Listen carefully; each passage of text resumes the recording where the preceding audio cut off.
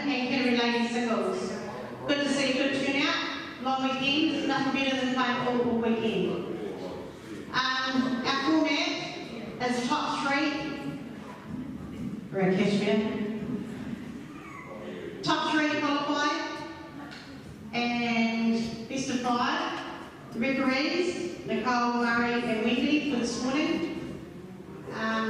Good to see everybody in dress code. We've got a couple which I will check tomorrow, so just keep that standing up and then that will save a lot of headaches for us and you. Just a reminder, I do what I want. Yes, Adam? Yes. Nicole?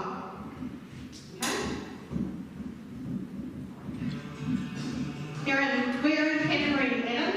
We do everything by the book. Tomorrow, every player, doesn't matter what championship you're in, comes back at 1:30 tomorrow ready to play. Every single player. So if you're not here at 1:30 when we kick off, you'll be out. There's no second chances.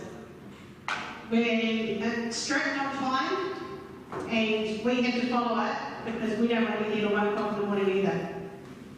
So everybody plays tomorrow at 1:30. Any questions? Right, we'll get these games out. 1 to 10 are up in the main building. 11 to 24 are in here. All good, Caroline? Right, we'll get ready. Get these names done.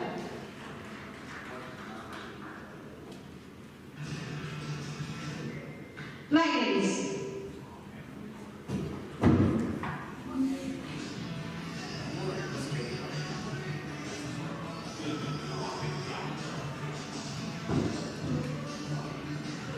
Nikki Cruikshank Pepinui, Maru Richmond, Table 1.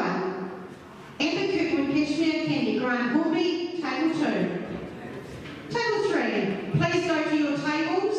Your cards will be on your tables. Sophia Pinelli Richmond, Angie Quinn Richmond, Table 3. Table 4, Charlene Stewart Hornby, Sarah Richardson Richmond, Table 4. Table 5, Patrice McGrath Cashmere, Sue Wakefield Ashburton, Table 5. The ladies, Kat McKenzie Richmond, Donna Franklin Ashburton, Table 6.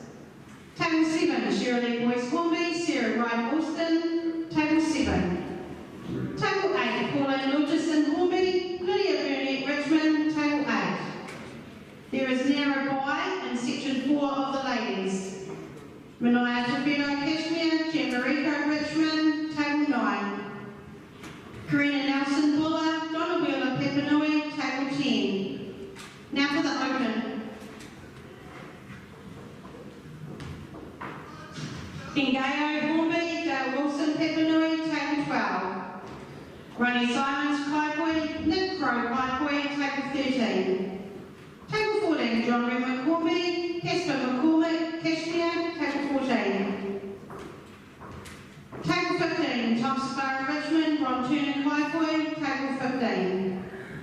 Table 16, Brandon Markelli Richmond, Miramai Galvin Bezo Richmond, Table 16. We are also live streaming this weekend, so if you're on Table 17, please make sure that you look pretty and no swearing. This is the main one. And we've got the first game going on live stream, and please, no swearing. Lee Manson Kaipui, Stuart Duck Aubry, Table 17 for live streaming. Table 18, Patrick Cullen Richmond, Perry Williams Richmond, Table 18. Table 19, Medley Cashmere, Darren Palmer Ashburton, NSA, Table 19. Table 20, Paul Buckingham Hornby, James Crowe Hornby, Table 20. Table 21, Mustafa Gull Richmond, Shannon Stone Cashmere, Table 21. Table 22, Greg Federini Ashburton, Tom Campbell Kaipui, Table 22. Table 23, Kelter Aubry Stewart Pepinui, Michelle Gupta Hornby, Table 23. John Gow Hornby, Maru, Aubry, Pepinui, Tom Hope, Kira, Ashford and Emi Say, table 24, please.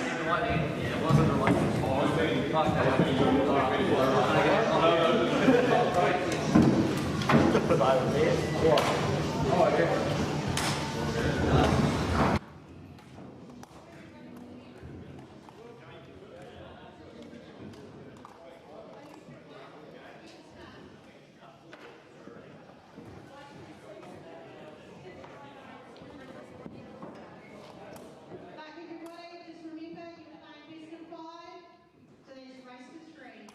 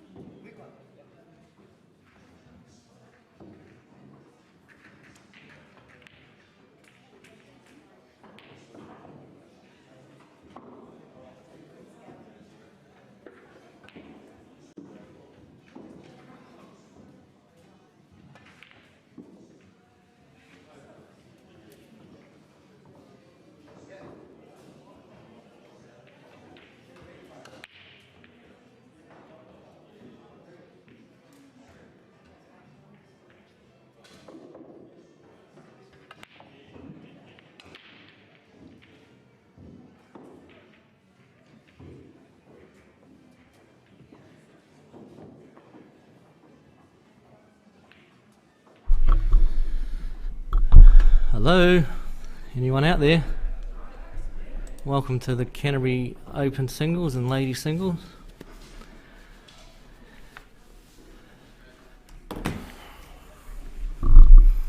Got a bye for the next round, so I'll do probably about half an hour. I think we're getting through the games pretty quick. We've got Bill Stevenson and Mason Snider. Mason's improved out of sight. He's going over to the Worlds, I think, in the reds and yellows.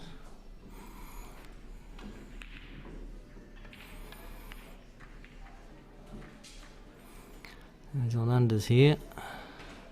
Take the 4, 7, 6, and then try and get on the 1. You're going to take the 6 next, Aussie. I didn't get there. How are you, Paul? You alright? Yeah, not bad, John. That's good. Bit lonely up here by yourself. Have we got any viewers? No viewers. 32. Oh my god. I'll probably lose a few now. Anyway.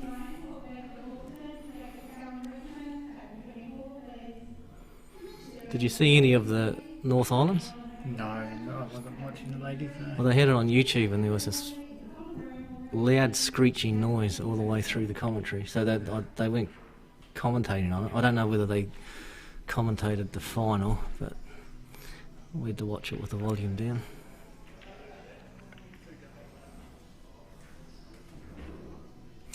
That's an off by Bill.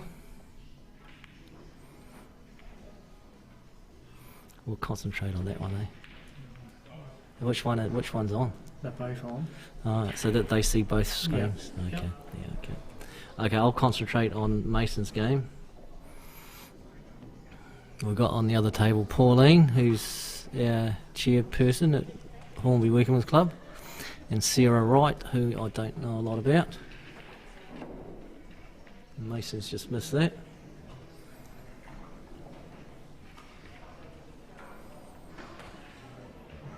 So yeah, we're running 2 tournaments side by side up concurrently. Yeah, and it's always been, well, I say always, it hasn't always. We did go through a patch where we had the Canterbury ladies at Papanui, but they played inside of the Papanui club. And actually we had another year where we had the ladies here and we had the Open at Papanui or Woolston, one or the other. The only problem with that is the costs. You've still got your tournament control costs and your referees costs and all that, so running them jointly saves on costs and means more prize money for the players. And it's got so big now that they do 3 days, so we're here for 3 days. Today, tomorrow and Monday, and tomorrow is the final session of the Open, I think of the ladies in the morning, and at 1:30 everyone will be coming back and playing post section. And I think they'll play 1 round, and if you win that you may not get back on, I don't think. If you lose it, you would play the flight if there's a flight in your division, whether you're in the late. I don't think there's a flight for the ladies trophy event.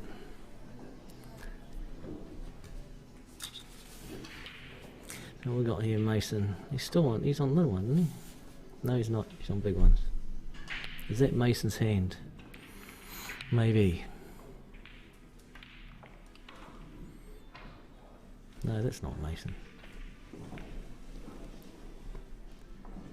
No, that were 2 bigger hands for Mason. That was Bill. Mason's on the little one. You've got to break that one up. Great shot. Bit unlucky where it finished.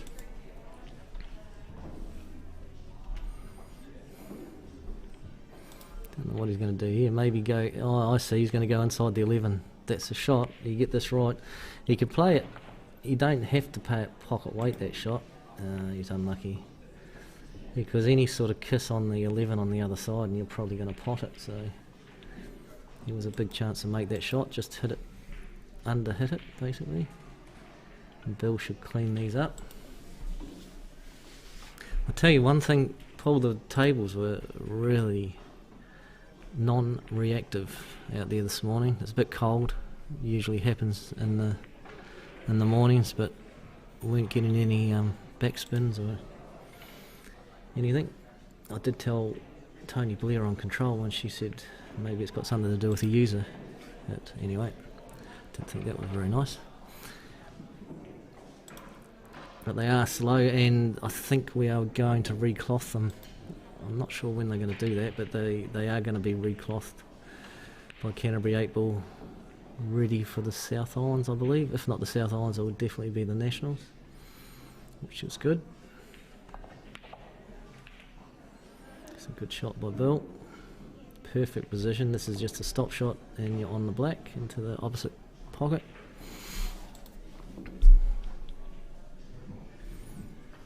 Jesus, Paul, I thought you had a man bun there for a minute. He's sitting here with his earphones in. I thought he had a little ponytail poking at the top, but anyway, I haven't seen Paul for a while, so who knows. So that was a shot, he stopped it, he's on the black. This should be game, and I believe it's the first frame. Have you been filling in the frames? Yeah. Yep, you have. So 1-0 to Bill. On the other table.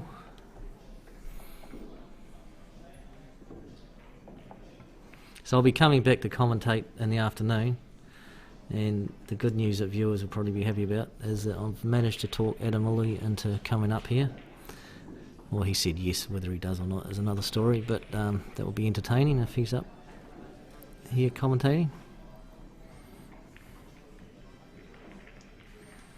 Give back to the game. Oh, this girl bet Shirley in her first game. Sarah Wright, she played really good. She bet Shirley 3-1. So she's quite handy. An underdog. I think she's number 5 seed. But I think she's a bit better than that.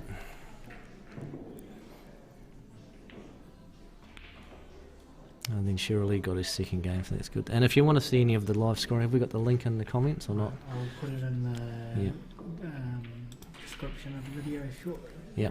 So Paul will put that in. It's live scoring, not frame scoring, but just match scoring. So you can see whoever you want to, see how they're going in the tournament.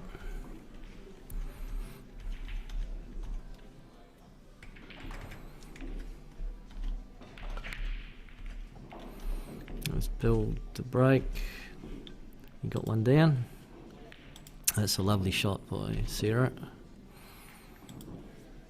Don't think she's on the 4 ball. 2 ball, cut it down the rail. That's a hard shot. But I guess while that 9 ball's there, you can take this shot on with confidence, as Pauline won't have a finish unless you do that. But that's a free ball. Pauline will take the 8. So those are now in the description of the video if anyone's looking for them. Yep, so Paul's put the link in. If you want to check your mates how they're doing in the tournament, or you just want to have a nosy full stop, go for it.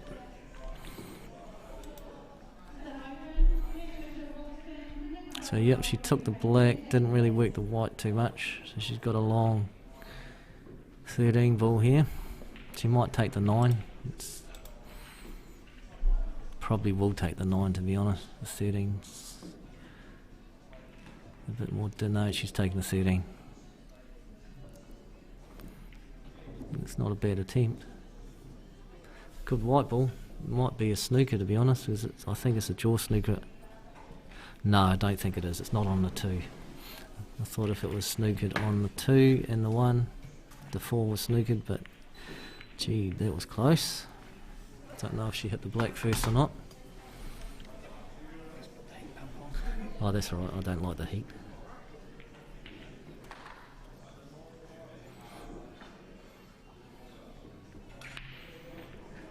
So we'll stay with Pauline's game. That's a very good shot. She just wants to drift this in. The only issue here is where the white's going, it's going to come close to hitting that 1, and if it hits a 1 it will probably go in off. Yep, like that, but it didn't. Well played. And she got the pot as well. A little bit fortunate, but anyway, she went for it and back to cell. And the black, that'd be nice black, and it's perfect. Nice finish from Pauline. Bill on the other table on the unders.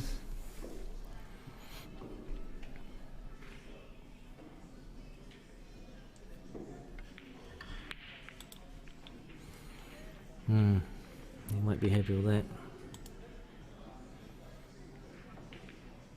I wonder whether Mason cannons into the 15 here. No, he's not putting screw on the ball. Just go for the pot, or is he looking at coming back for the 15 down the rail? Now he hasn't. Oh, he played the double, cross double. Very good. Unlucky.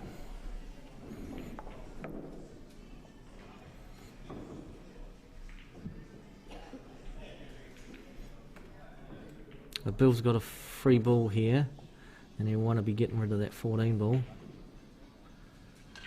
Don't really know. I suppose the 14's not on direct, but this could go wrong here. No, he ended up getting it. Yes, so many times you see that happen, and the player actually misses the ball completely for the plant.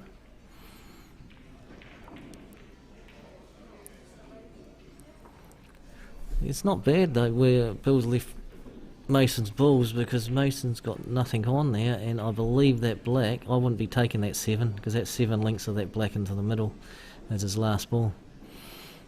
And I think that's the only place it can go, and if it is, then there's a finish here for Bill, and he's got that insurance. Don't like that too much. He's got the insurance of if he misses one, Mason won't have a shot. Mason will probably tap one of the big ones into the black area to try and tie the black up completely, I'd say. But it is Mason. He'd probably be like his dad and blast it out and try and play some fancy shot. No doubt pot it.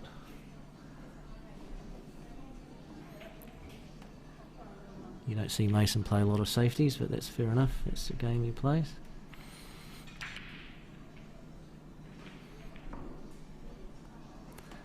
So he is taking this one, and that's a mistake. Because how does he get back for the black? I mean, now he's got, he can do it. He can play the 2 now, and then he's got angle for the 6, but anywhere down the far end is fine for that black. So not too much drama. He should be able to clear this up. That's quite a big angle. He probably didn't want that much angle, but he can still pot this and drift the white ball down. I don't think it's going to straighten up and go into that pack area. Just softly, not too hard. Oh no, he played, maybe it wasn't on. Maybe all the way through it wasn't on. Do we have the high shot, Paul? We do on the right hand table. Yeah, okay. It takes the whole screen up. Yeah, that's okay, Paul. I would have looked before then to see whether that black was on. Maybe it wasn't the way he played it. And that's a free ball.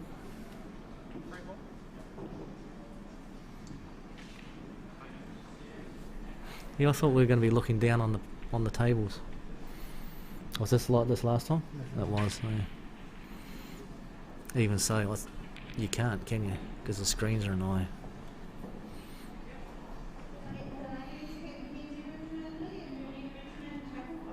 And that's good. You can hear the control as well. It's a good shot by Mason there. Unfortunately, pushed the 10 to the rail, but he'd probably screw off the top cushion here and try and land just a soft screw, and that went terribly wrong. That's a combo.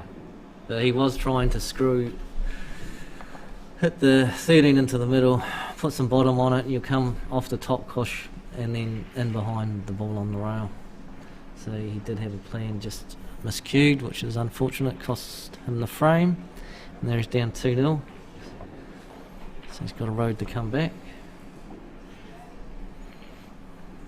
So here at Cashmere, John, they've actually hardwired in some cables, so we no longer have to have so many wires running across the Oh, good. to get up to the room here Good. from the cameras. Yeah, because Cashmere Club have redone the hall. It's the first time I've been here. I wasn't here at the last tournament. And it looks really good. Really smart. You've got air conditioning in there. They've made a really good job, and as Paul said, you haven't got the wires going across the tables now, so that's good. Less setup work for Paul, and you don't have the cameras on the tables. So that's what we were having before, weren't we? Yeah, they are still on tables. But they're on the back tables. For this tournament, for the Super Yeah. League, I think it's the other way around. Yeah, I like the idea of this because you're not going to get anyone that bumps it unless it's the players that do it.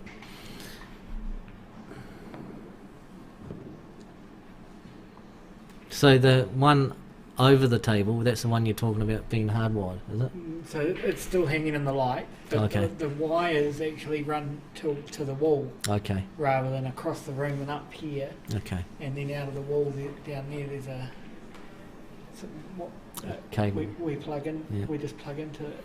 Oh, that's good. So it's instead of hours and hours of setup, it's quick and That's easy. really easy, so we'll just reduce your bill then, Paul. Is that right? Is that what you're getting at? Same cost, John. That's same very, very nice, yeah. We can add it to the prize pool. We didn't charge for the setup, so Oh no, don't add, Paul. Not interested in adding. Taken away, happy with that. So Mason, little one, just drop this in. Nice, yeah, very good. And drop this one in too. I mean, he could push forward if he wants to, he doesn't really need to, but just pocket weight here. Nice. Push forward a little bit to make it a little bit straighter, the black. Queuing off the rail, but he should get this to make it 2-1. Oh my god, the viewers have gone up to 46, Paul. Which is a pretty good effort, to be honest, at this time of morning.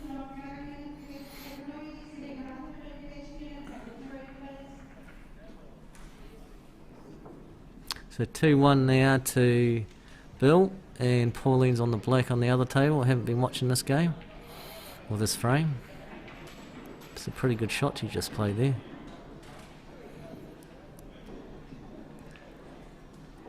I mean, she can try and put this inside of the black, but she didn't. So Pauline, yeah, it was a really good shot Pauline played. just me, John. Paul shivers. Oh, no way. Has it really gone up? No, that's Oh. 150. Oh, yes. Oh, have I not paid you yet? No, I haven't. Goodness gracious. I just sent it there so you got the remind. I might not get out the door today. I haven't paid my bill. I'm the treasurer of Canterbury 8 Bill and I haven't paid the streamer. He might cut off and go home, throw the toys. Yeah, it is too. It's 3 days. Yep.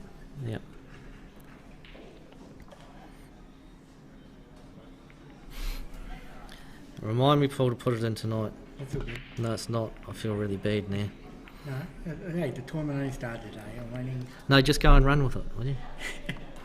Make me feel bad about myself. There we go. No, it's good. We're going to try and have streaming to all Canterbury 8 Ball events, apart from the juniors, but that may come along in due course, maybe next year. I mean, I'm for having them streamed. Would be a very good idea because out of anyone that would like to watch their games back, the juniors would probably be the ones. So Canterbury juniors, I don't think they've had them yet, have they? No, Canterbury they're juniors, in, no. They're in August, I'm Yeah, pretty sure. they're in August. August. So I'll be pushing, trying to get streaming for that. But I couldn't do it because I'm away. Yeah. Oh, so that's the reason why you're not Yeah. getting streaming, because of Paul. So just don't blame me. Thank you. No, because you did ask if I would be available. Oh, yeah. Yeah, so that's the reason we couldn't do it, because the date, I think there was another date. I think the last one was at the B grade. The We early couldn't, bird. the early bird, yeah. Yeah. So, yeah, maybe next year for the juniors it'll be really good to have their tournament streamed. And I would say there'd be quite a few people putting their hands up wanting to come down and commentate on it. A lot of good juniors out there. And we picked up an additional tournament in Ashburton this year, John. Yeah, we have. Ashburton's, they're really enthusiastic about this tournament coming up, and the prize money, they've gone above and beyond. I think it's over over 100% of the entries into prize money.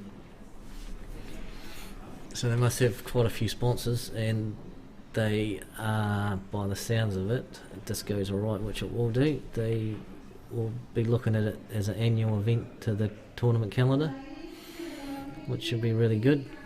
And just for the Canterbury players, it's the only tournament away from home this year. And so you got the Masters and the National Ladies, they're at Hornby Club. You've got the South Islands and the Nationals, which are here. So there's no trips away. Which in my case, I don't get that freedom for a week when Shirley goes out to the Nationals. I did tell her, I said, how are we going to get on this year? We have to spend every week together. And she says, I think we'll be fine. So that's good. No wild parties at my place. Hey, Paul.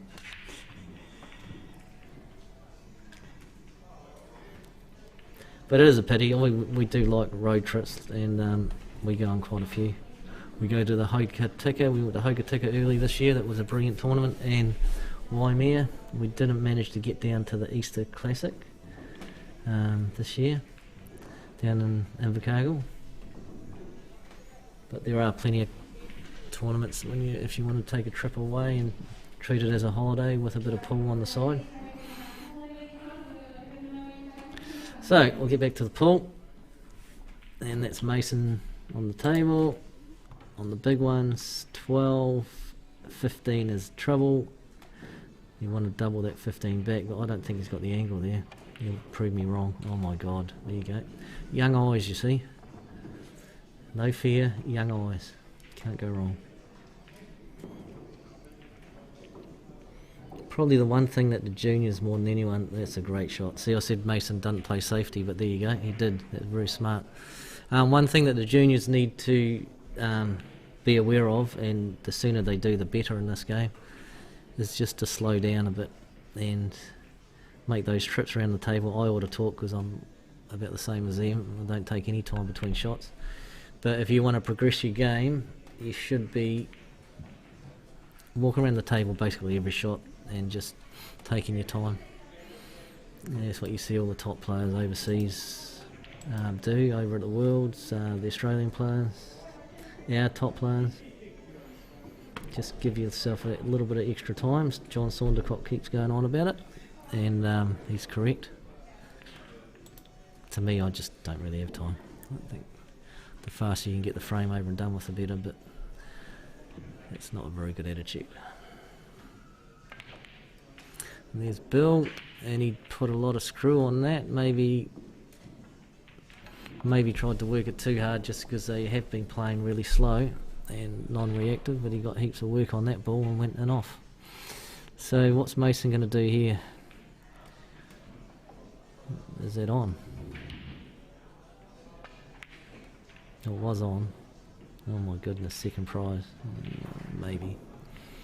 Bill probably could sneak that black in behind that 12. I don't think he can pot it. Can we have the overview, Paul? There we go. No, can't pot it. He could come off the back cushion onto the 12, but I don't think he will either. He'll take the 5. Probably go at the top with the 5. Oh, he could go in the middle. It's an easier shot, and then up and down with the white. And then he'll try and plant that black right in behind the 12. Yeah, up and down, good shot, perfect. Oh, call it over again. Oh dear. What do you think, Paul? He's not on it, is he? That's one of those ones that is a bit deceptive, but I think he's snooking himself. All the places on the table that end up, that's the only place that could have gone wrong. So across the table for this shot. So unfortunately I was quite looking forward to seeing that black how he'd approach it, getting that in behind the 12. These are always delicate shots. So he really has to pot this, Bill. Mason got a frame, didn't he? Did he? Oh my God. Did Mason get a frame?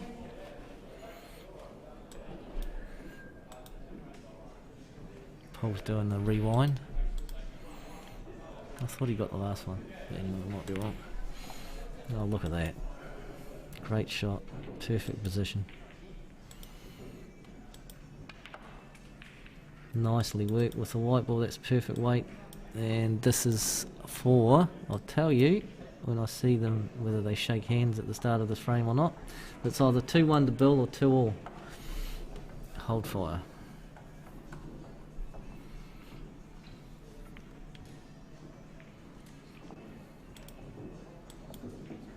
All. I was right. Hate to say it. You're good, John. Sometimes it, Yeah. because we do the score manually, it does get missed. Yeah. I once thought I was wrong, but I was just mistaken. That's what Shirley keeps telling me.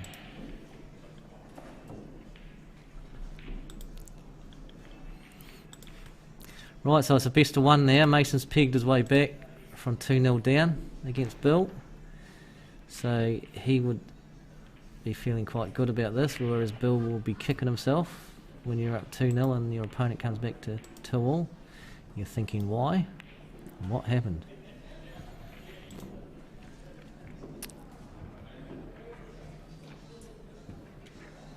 A dry break, which is unfortunate. But we'll keep on Mason's side of the table for now, being the final frame. Bill's taking bigs. It's a pity he hasn't got another big rather than that one, but I suppose just establish a set. If that's 13, may go into the middle. If it doesn't, I mean, he'll put some bottom on here and then come in between the gap of the black and the 3 and come out for those middle balls in the table like that. And how's your luck? Pretty good. I think that 12 goes. It's just a pity he didn't roll one rotation forward there, because then he could just roll this in and play the 14 up the top. So it'll be interesting to see what he does, and he does. Oh, okay, it looked like he couldn't do that, so that was perfect. And he can just stun over to the side of the table here for, oh, I see, the 13 might go into the end pocket.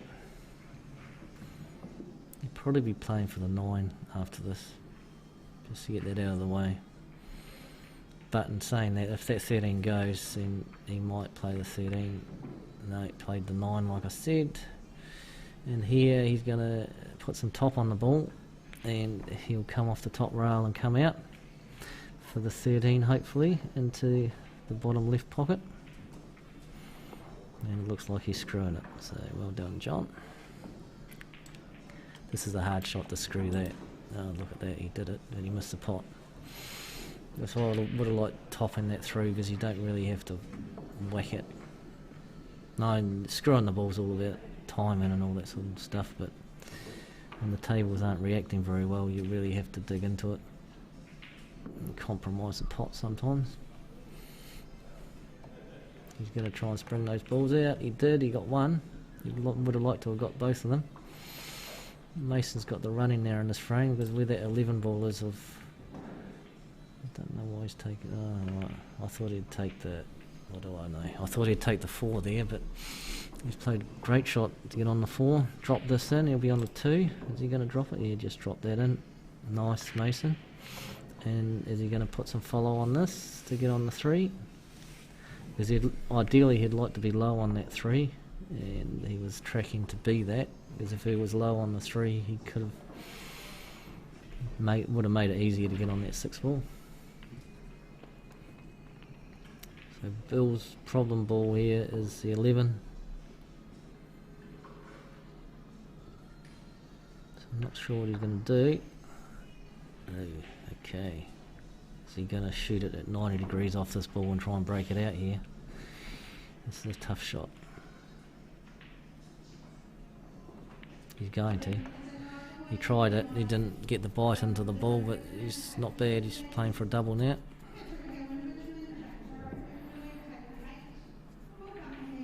No comments? No one loves us? No? No top fans? Let's go Mason.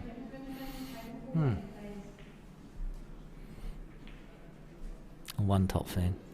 Well, he's the only comment, so well done. What's his name? NRG Sushi. Okay. Never heard of you.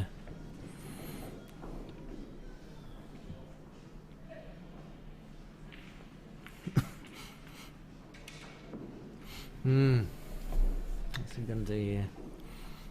This is tricky. He's going to go forward, is he? Yeah, good shot.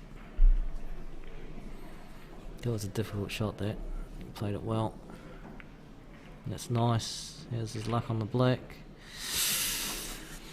Could play for a double, screw the white ball back. Two-way shot, but he's going to cut it and leave the white up the table. He didn't quite get into it, but you can see the logic. He was, if he missed it, which he did, Bill's got no shot. Mason would have liked that black to have travelled a little bit further. Because Bill has got a safety shot now. He can just spring his ball out. Yeah, Paul's not doing his job. One job, Paul. Nothing's changed, is it? It's okay. It's good to be back. This is tricky. Oh my goodness, look at that. Nothing's tricky for Mason. And he wins at 3-2 after being down 2-0. Very, very good win from him. To come back from that. So he'll be wrapped. And now we've got no games on. So we'll just have a conversation in the chat. So who wants to talk? Anyone? No one. Okay. I might have to ring my son up. Here we go. Watching and enjoying the commentary. Thank you. That's good. Sandra Gibbs. Thanks, Sandra. I don't really know which one that is, but anyway, you're the number 2 fan now. And D. Walters, morning fellas. Ricky Hopkinson, yeah, I know Ricky. Morning, John. Morning, Ricky. He's still in Australia.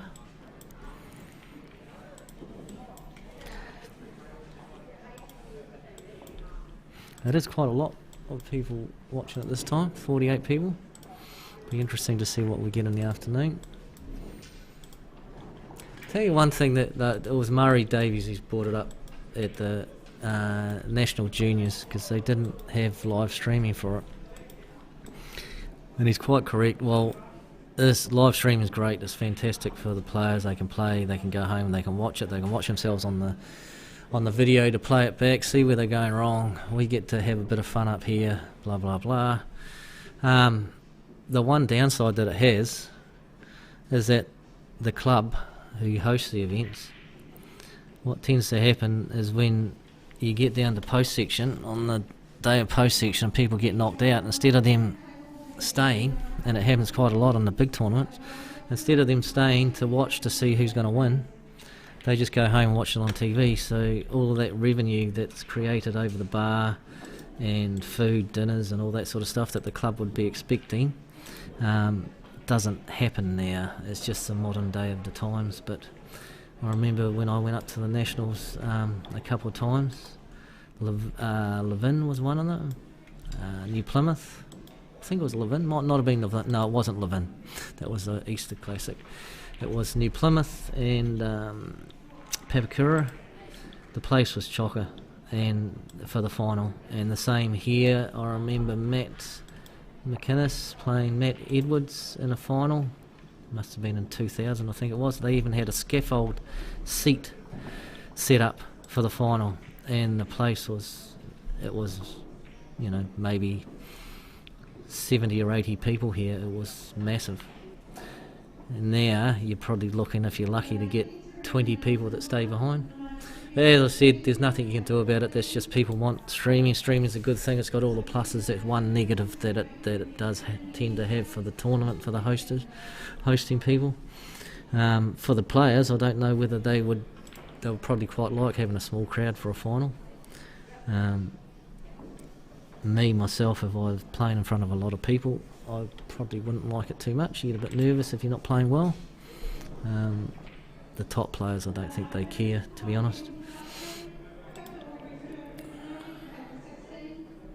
But there you go. And I can't see any of your comments because Paul's put the scoring on here, so if you've written something down, then you're just going to have to wait. Yeah. So Mustafa versus Visual. Now I think he plays for our club. Visual. Yeah. Yeah. I don't see him play many tournaments. Of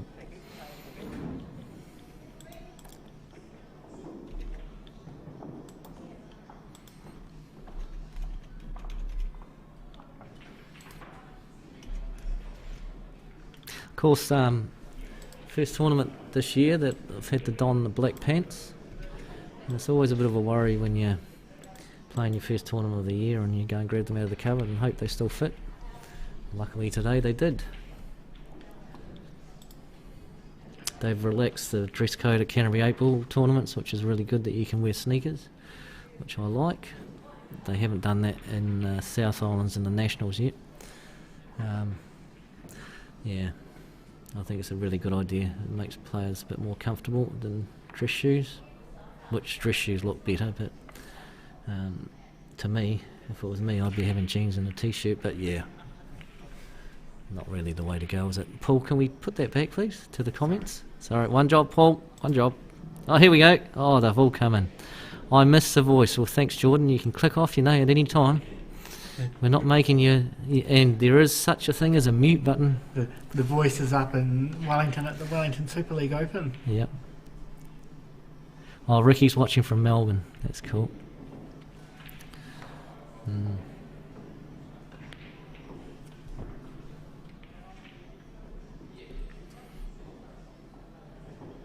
I'll tell you who I miss. I miss Santa. He's overseas somewhere. He is actually close to the North Pole at the moment. He's doing a trip around Europe. So maybe he's going to grab a few presents and bring them home to me. Be nice if he was watching and put a comment in, but I don't think he is. Paul Morris. It's not really Santa Claus, but he's spitting resemblance of it. And he really hates it too, people on the stream. If you're listening to this, Paul Morris really hates being called Santa. So you know what to do. Just don't tell them I said that. Are you getting me a Coke, Paul? Going to the loo. Oh no, I don't want to know about that.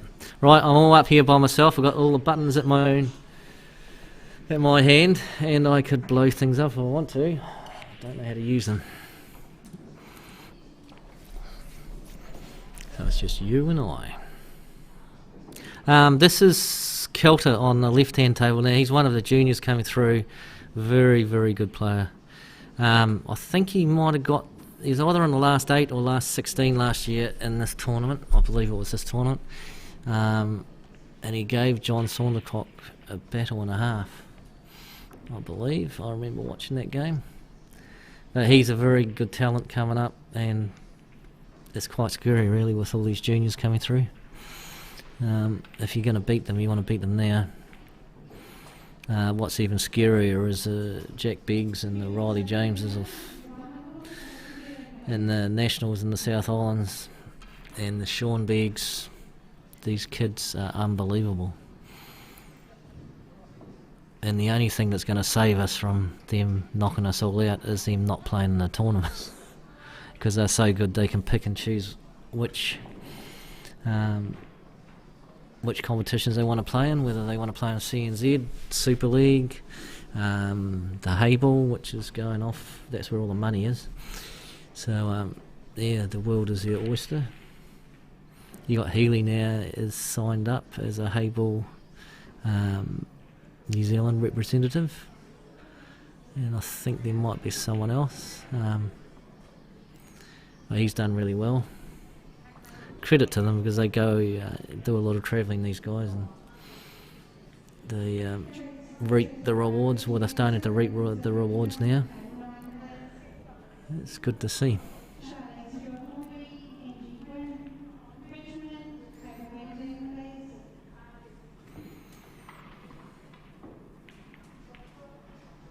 So Tom Campbell, Tom's from Kaipoi, Kelter from Papanui. On the other table we've got Mustafa from Richmond and Visual from Hornby. I don't know how to pronounce that name, Vish Hale. Anyway, no doubt I got it wrong. We'll just leave it there.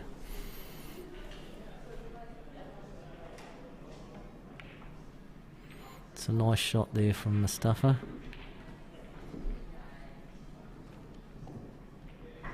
He's a hard man to beat, Mustafa. You give him a chance to do very well at this tournament, and every tournament he plays in. Then he goes and misses the black. Well done, John.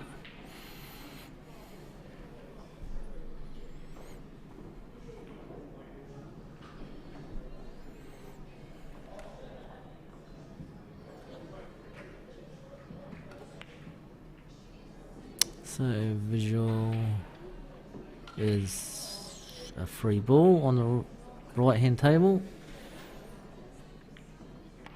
Mustafa, I'd be taking the 3 because then you'd know you're definitely going to be on the black after you've hit the ball. If you took the 2, you could end up behind the 6 and the 5. Doubt it, but anyway, he's taken the right ball. And the black to go up 1-0, and Paul's coming just in time to push the button. Of course, Paul likes pushing buttons, and here we go. 1-0. Yep. 1-0 to Mustafa. And the other game is I don't think they've had a frame on the other one. Funny too. Who's funny? John Saundercock. Yeah.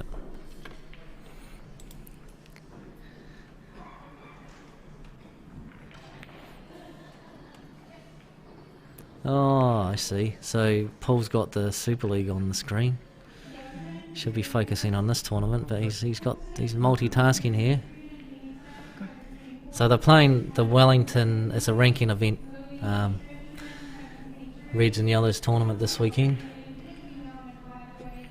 There's a lot of players in it. There's probably half a dozen that would have been playing in this tournament. Yeah, that's right.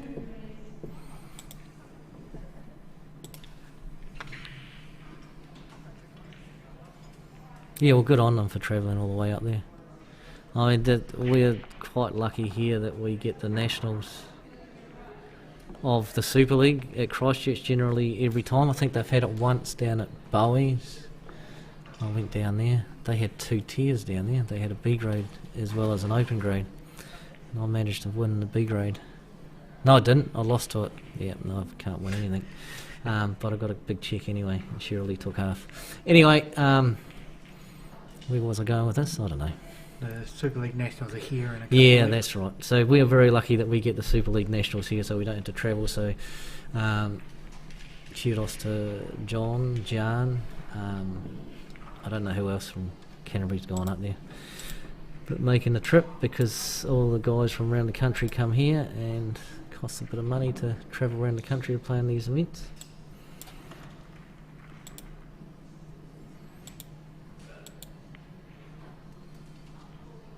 Don't like where that black is on the right hand table. If I'm Vishal, I think it's Vishal, I'd be getting my 10 ball out, or I'll be doing that there. Absolute outrageous fluke, but anyway, it works. Now I'll be getting the 10 out, and I'd actually be playing a 10. No. If he had played the 10 off the cushion and the 10 cannon into the 11, then he would have got both balls out, and he'd take advantage. He'd be leading in the frame, because while your balls are in front of the black there, you can't really do much. And Mustafa would be wanting to get his 1 ball out. He did play for the 7 there, I believe. Maybe to hang the 7, because this frame would be a bit tricky. It doesn't really matter, does it, when you pot like that?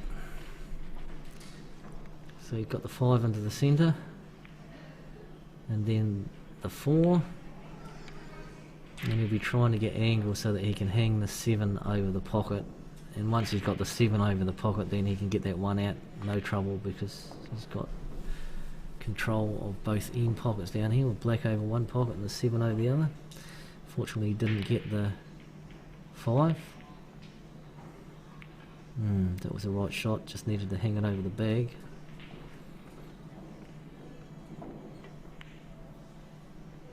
So Mustafa just drift this 5 down for the 4. Oh, he's looking at the 1. Okay, you can try. Is he going to double the one over this pop? No. I didn't think that was on. But anyway, he got it out, so Michelle still got the 10, which is a problem, and that's a good shot. So whoever controlled that pocket could work on getting their ball away from the black. So now Mustafa is behind.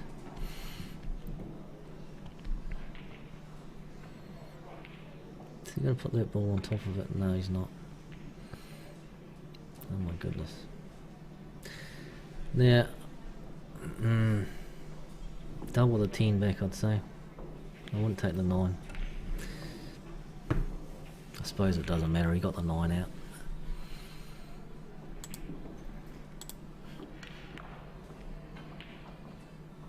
I was thinking what Mustafa does here. I mean, something he could do that would really tie Vishal up is put the 5 over the top of the 11. And then say your only ball on the table. I know you still got the 10 as a 10 and a 9. He's going to get the 7 out, that's fair enough. That's in. No, it's not. Is it? No. So, for Charles, I'm sorry to say this, but you still have got the 10 problem that you haven't dealt with the whole frame. You've had plenty of chances, so it doesn't matter how good you play these shots.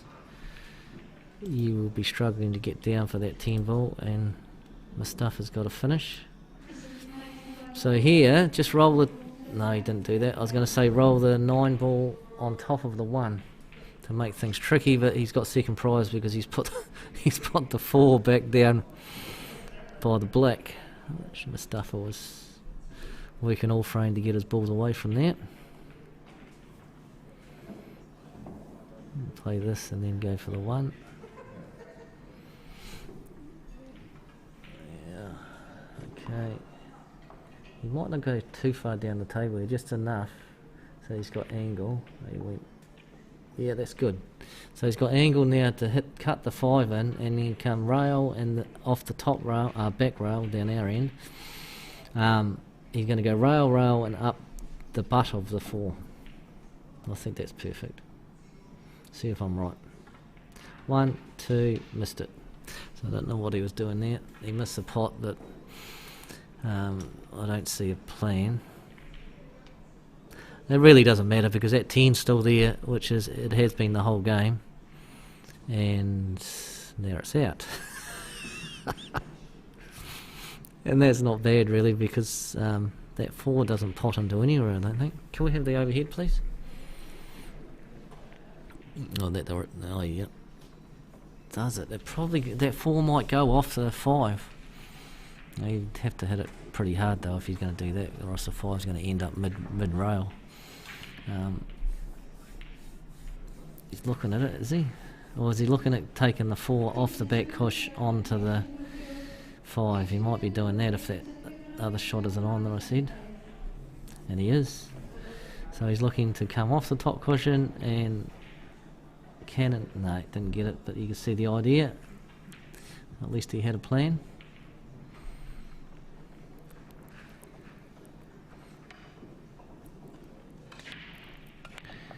And meanwhile, if you hit it hard enough, it might go in. Nope. Not bad. It's hard for Mustafa to get back down for the 4 here. I mean, he might be able to. He might be able to cheat the pocket a bit and top the white ball through. Yeah, he's playing top. No, he didn't. It was like a screw shot. It was very hard to get back for that ball. Is he going to come off the rail? The only problem is if you did that, come off the rail and try and hang the 4 over the opposite pocket to the black. If you did that, you risk missing the 4 altogether and giving away a combo. If you get it, you end up with a white on the rail, which would be very good.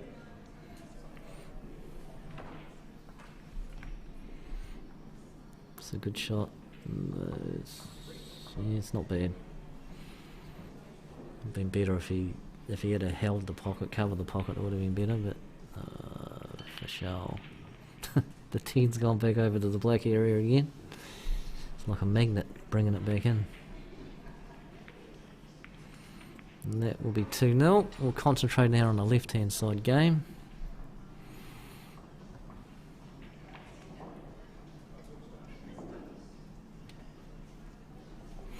We'll have a look to see how we're going with the draw. Yep, can you just see my section to see where they're up to? Tom, Safar and Casper. Who have I got? I've got Ron Turner.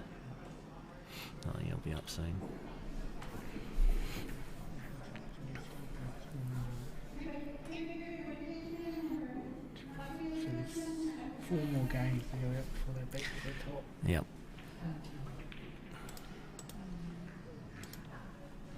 So Kelter, what's he on? Must be on littles, is he? No, he's on bigs. It's a pretty good shot. He got the ball out of the way. He didn't pop the 6. Pretty ugly frame, to be honest. Where the 3 is and the 5. The 5 will plant to the 4.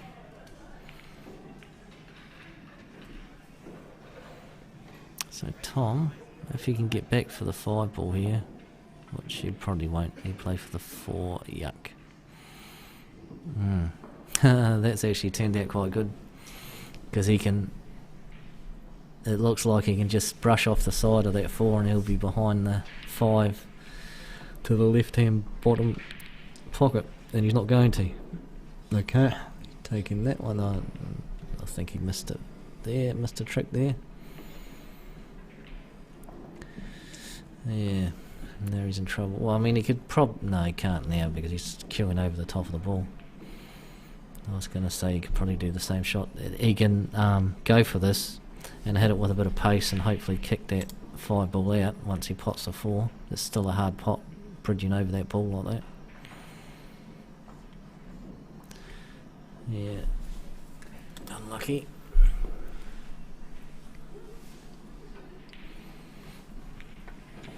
So Kelter's a bit of trouble here. Tell you what he probably should do is double one of those balls across the table to hold the 3 pocket. And then once he holds that, then he can work on getting his other balls out.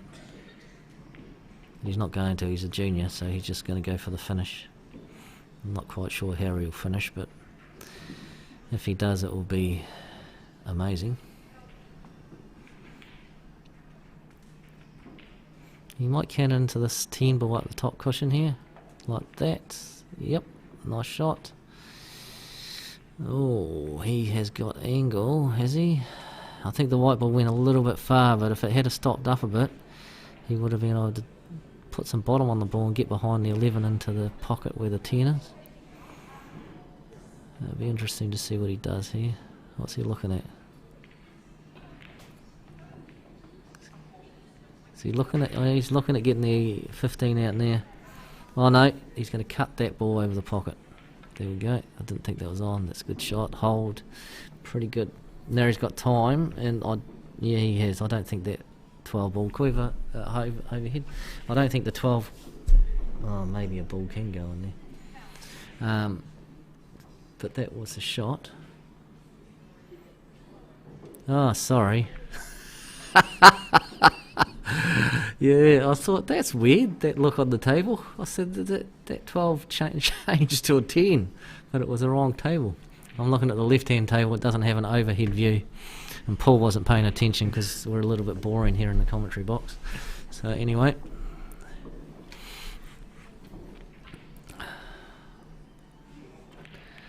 That did confuse me for a minute. And I think it's Tom back at the table now. Don't know whether... okay, I was just going to say I don't know whether I'll be moving that ball by the black because he's behind in this game. No, I don't know whether he put himself there. He must have, because it would have been a free ball otherwise.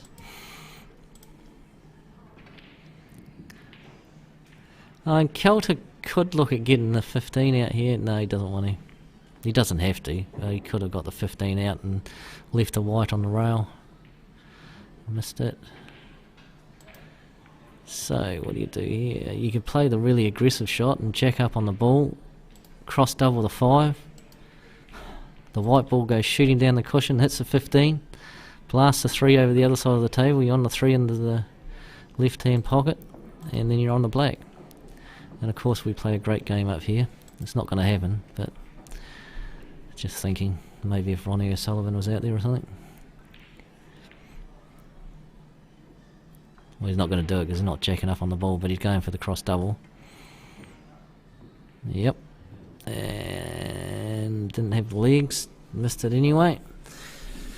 So what does he do here? Well, he's got to get his 11 ball out, so he's going to take the 10. Once he gets the 11 out, then he can work on getting the 15 out, but there's no point. He's definitely not going to take the 12, that's for sure. So the 10, and maybe just pocket weight and then cross double the 11 back. Or whack it. No, he's going to do what I said, and he missed the 10. Yeah. It's the only problem with hitting slow roll balls. Well, he did miss that by a long way, so he might have had a miscue. Mustafa. Oh, Mustafa's funny. D. Walters. Is he? I haven't come across that. No, Mustafa is a good man.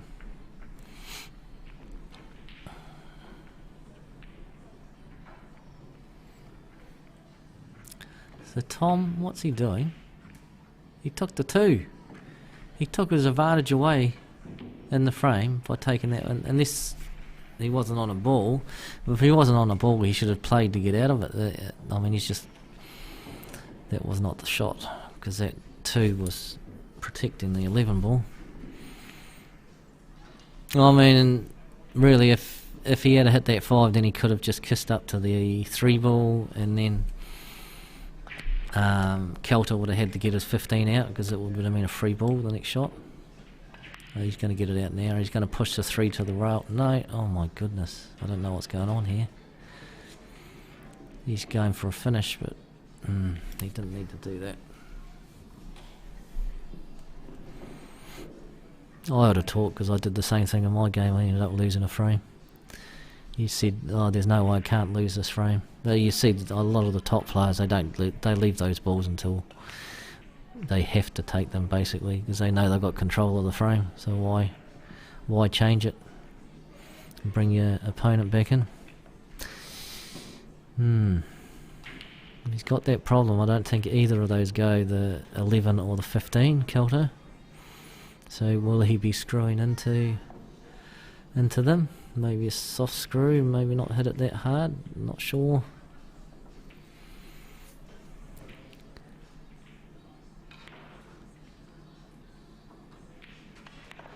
Yeah, he went for it. It was, yeah, what I said about the table, not taking those sort of shots. You really have to dig into them. Now he's in a lot of trouble.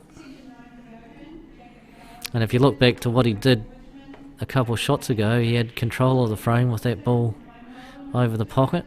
He didn't need to play to get his 15 ball out, and that 15 ball was the one that's created all the problems.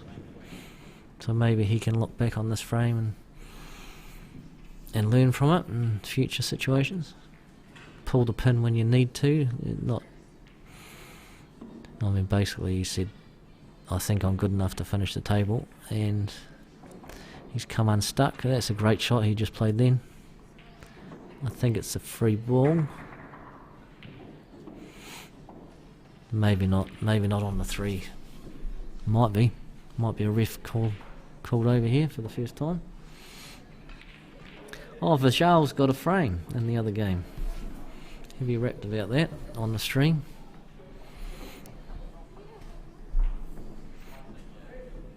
Yeah, they've called a ref on the left-hand table.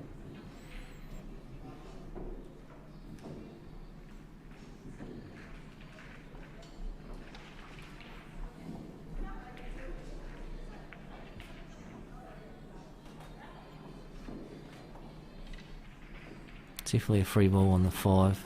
Don't know about the 3.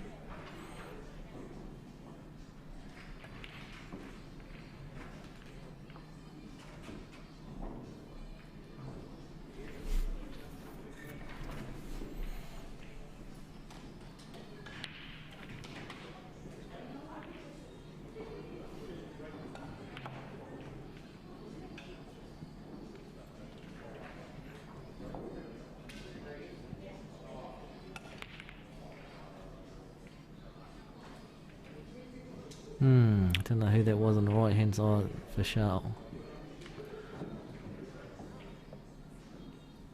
V Shao, that's it, isn't it? Is that how you pronounce it? Cool. I don't know. No.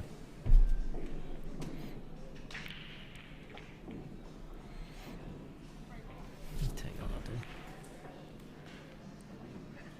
The modern wonders of the world. I'm going to bring something up.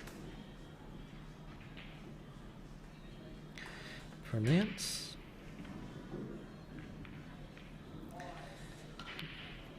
the shell.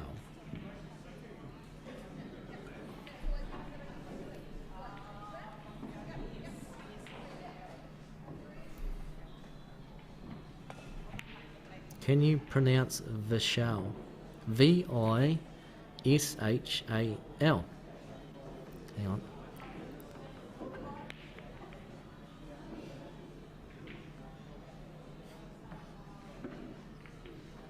It's not working. The hell? Hang on.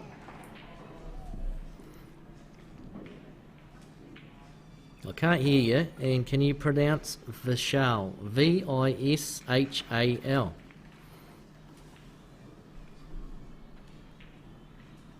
I can't play audio out loud, but I can make it super clear how to say it.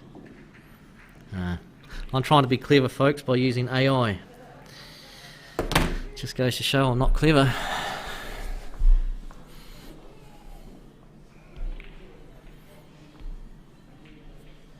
So what's happening anyway? We've sort of lost track of the game. Whoopsie daisy, didn't want to... Ooh. So it was a free ball. And he took the black onto his ball. And that's a good result, really, because Kelter's in a world of hurt now.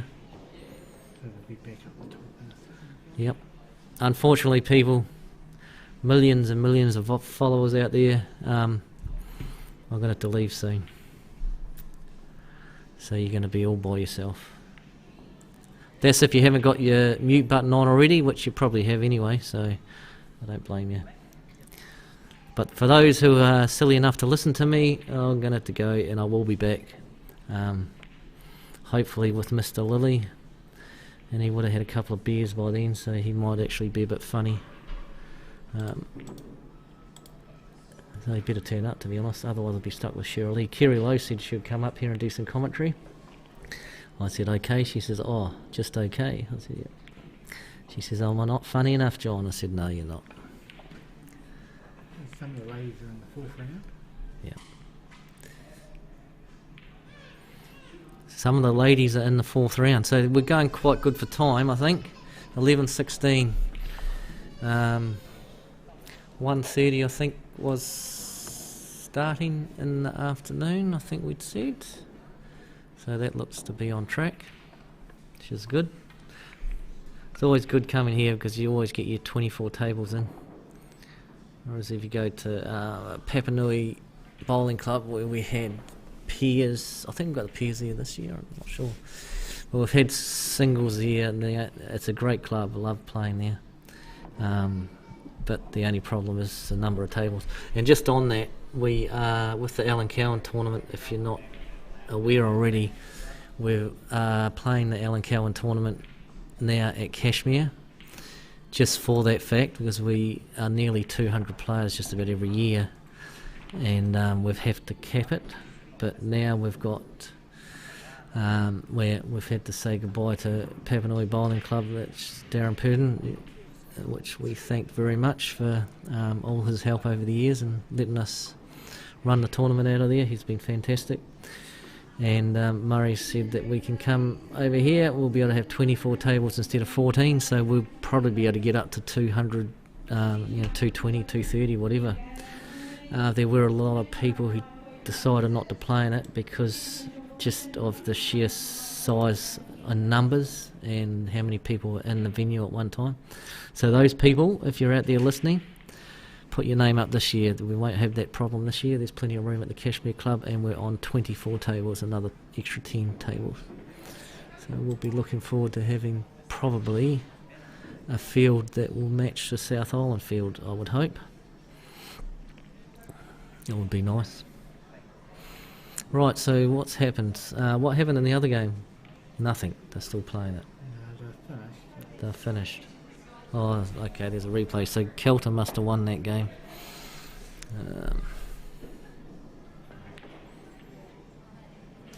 No.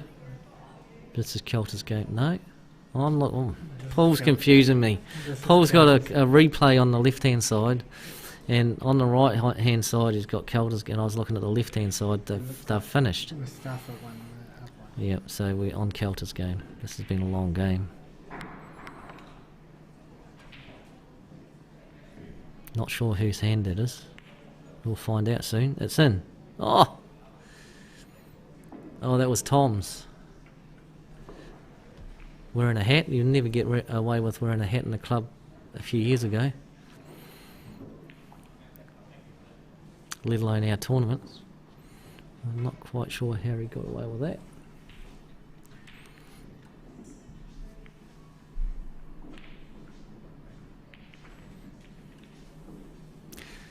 So, Kelter's...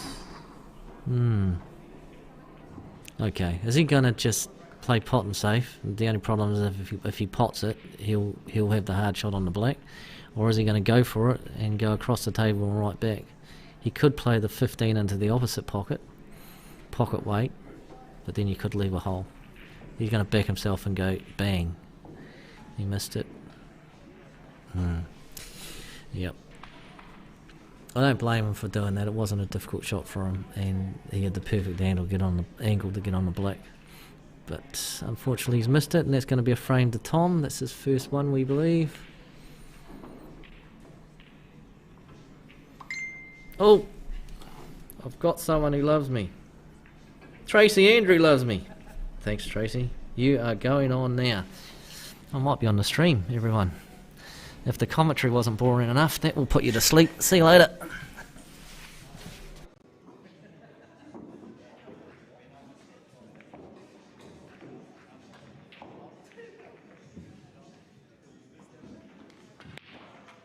The next game on the live streaming table will be D4 Cox Cashmere, Mustafa, Richmond, table 17, please. John Rimmer, Hornby, Brompton and Clivewood, table 5, please.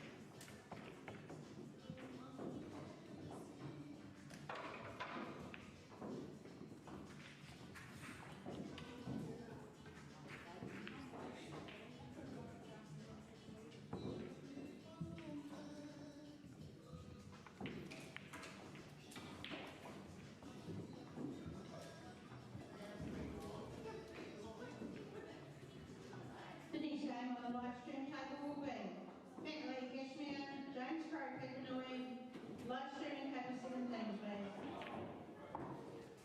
Garrett Palmer, Ashford and USA, Perry Williams, Richmond, Table 3, please.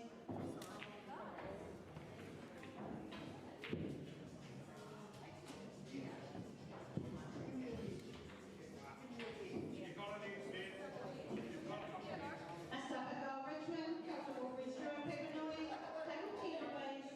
Get around the corner, bend it like this.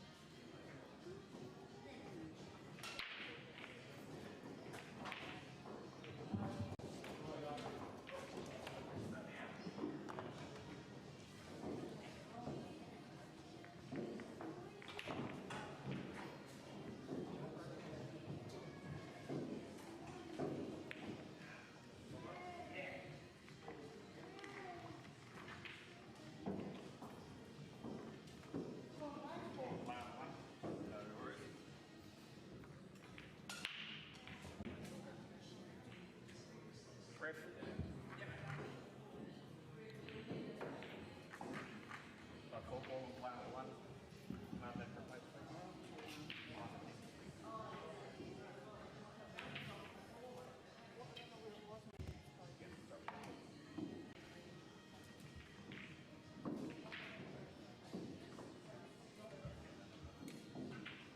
Karina Nelson from Villa. Table 12, please. Karina Nelson, table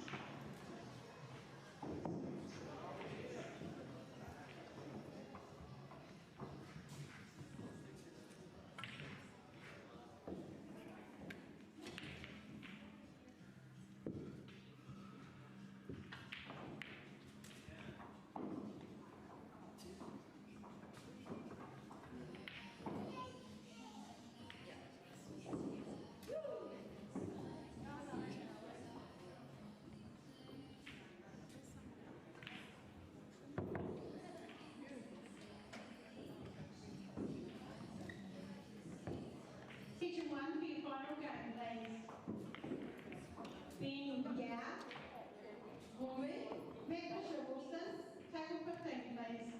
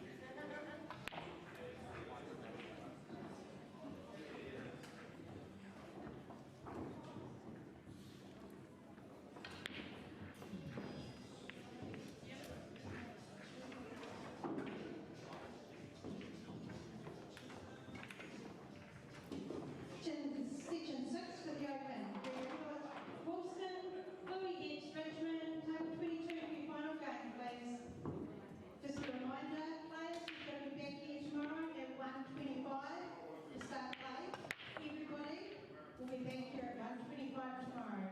Thank you.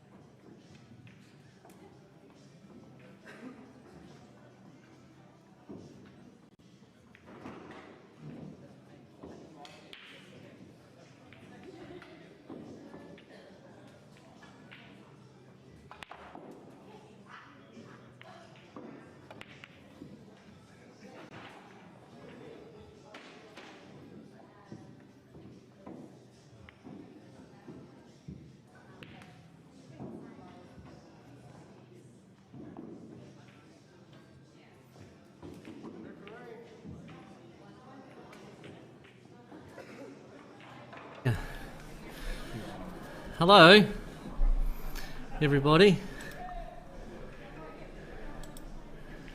What do we got here? John Gear, Maru, Aubry, Dale Wilson, Nick Crow.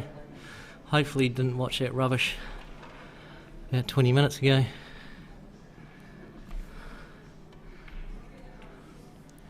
What do we got? First game. So these are the last games of the first session. It's going pretty good for time. We've finished our section.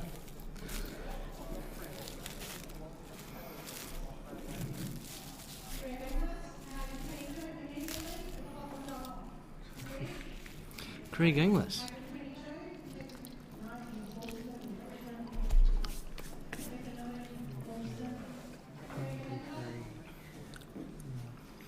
Can you turn my mic? I'm just going to turn my mic off because you don't want to hear me.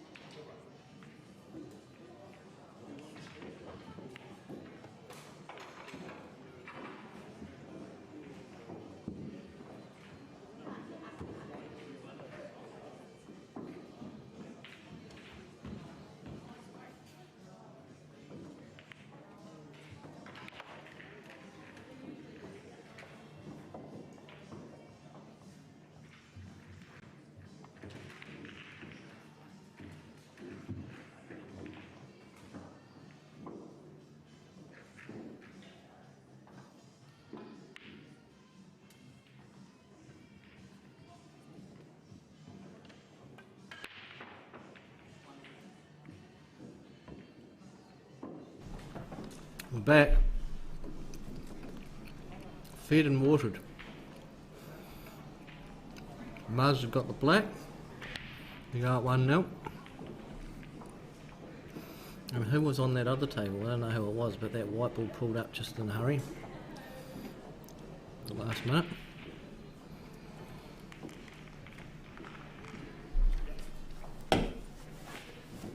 It's a good shot.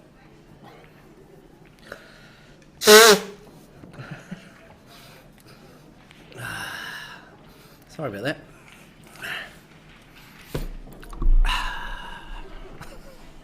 What do you watch? Speedway? I'd rather watch paint dry. Where is it? Ellesmere.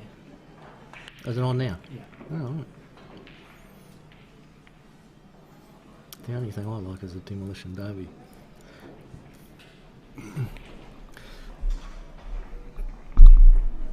Alright, we'll have some comments please. Anyone who wants to talk. We've got a very special guest coming up here shortly. Well, I hope he is. He said he was going to.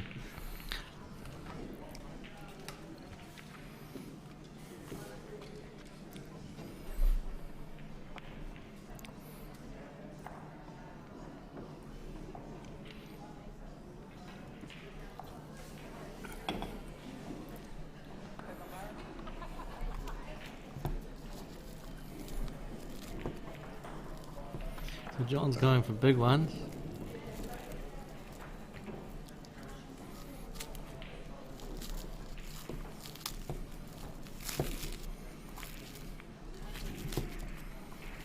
If you hear any noises here, I'm just opening up my cake. That's dessert, so if you hear any crunching, that's just me eating my cake. Anyway, so he's still on bigs. Good shot. He probably wanted that to hold up a bit more. This is quite tough now. It's a tough cut. Get the jigger out.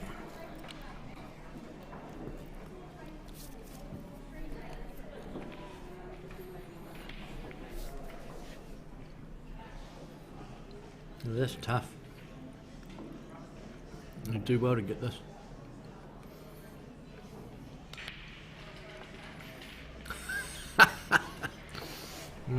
That was shocking. Sorry, John. He wouldn't mind me saying that.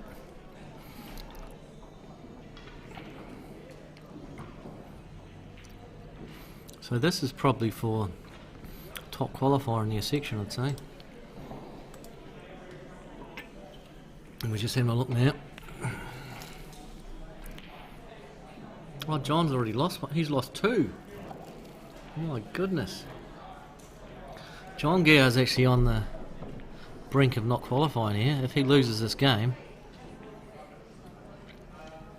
then he's in all sorts, which would be a massive shock. Usually John's given to qualify for these tournaments. Yep, he'd probably be getting a little bit angry.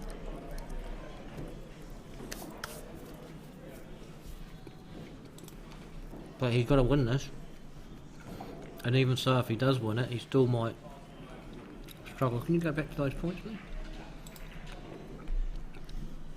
Where is he? There. Oh, if he wins this, he'll overtake Maru. So yeah, John just needs to win this to qualify. Oh, I'm saying that though. Those two are playing each other.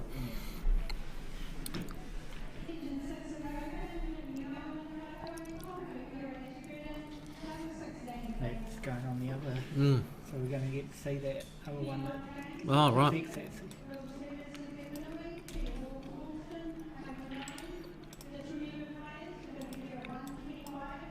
So what we're going to have is section 6, which is a tight section. This is this game, John Gower and Maru. John Gower's on 19.12, Maru's on 25.82. Nick and Tom, who are number 4 and 5 seeds, are about to play each other on the other string table. Mick's on 19.01 and Tom's on 24.4. So extremely close section, and Anyway, we get through here. Someone's going to miss out of those 4. So it'll be very interesting. So every frame's going to count basically in this, because if John was to get a couple of frames here, he'll probably guarantee a spot maybe if Nick loses.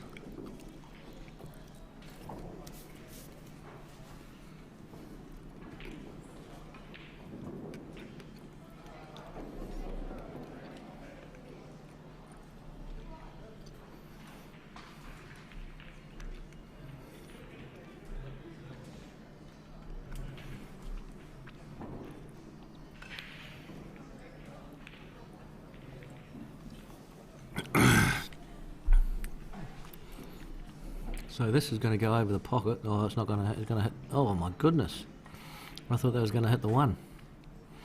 Very good shot. Don't think John can see the 1. If he could see the 1, he'd try and blast that out, but I don't think he can.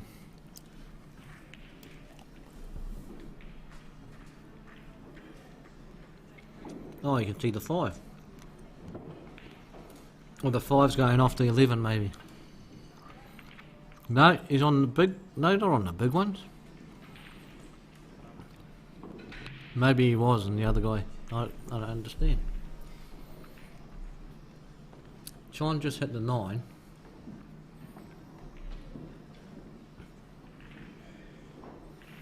And Maru pushed the 10 over the pocket.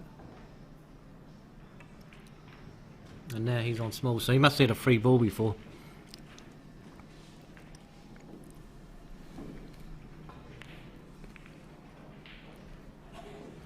No, the voice isn't playing this tournament. He's up in Wellington, playing in the reds and yellows.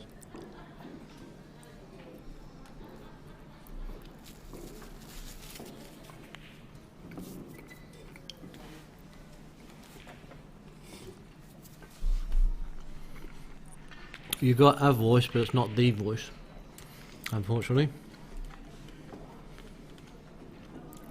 But a voice is better than none, especially one with a mouthful. Just about finish that cake, will be all good soon. What's for your lunch, Paul? Not sure yet. No, you haven't ordered?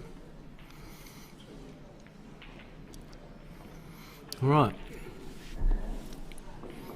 So John's on the bigs. And the only problem for him here is the black.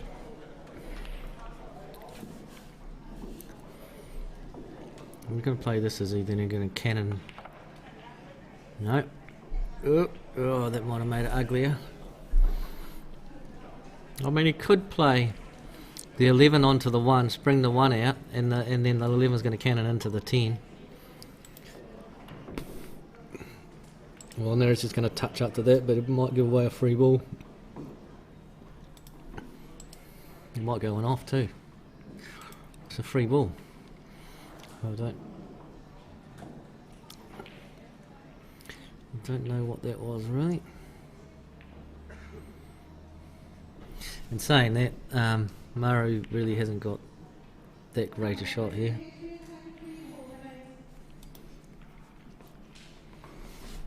He could push the 11 out. Oh, he's going for the 1. Oh my goodness. Strange. John will just clip off this and try and rest the black on the cush in front of it. Just a little soft shot. That was the ear swing. Yeah, that's a shot. That's good. So it's not a free ball anymore. And John's got the advantage because the black's not going anywhere. And saying that, Maru, if he gets rid of these 2 balls, he can get the black out and leave the white safe up the table on the right hand side rail. That's a good shot. So that's if this is on. If this isn't on, then there's no point hanging it because you're going to give a free ball. Although, yeah, I'd say no matter where you leave it, it'll be a free ball.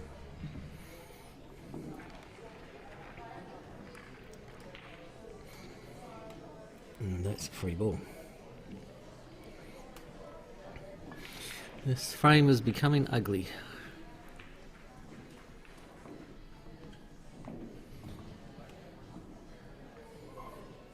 So John might call the one. No, he's not. What is he going to do? He did call the one. Didn't pot the one. And that's turned out terrible for him. So he was hoping to pot the one ball after he hit the 11. And then he'd continue the break. But it's turned to custard. And this is pretty simple. Just medium pace off the top rail and come back about there and then miss the pot. John's been given a lifeline.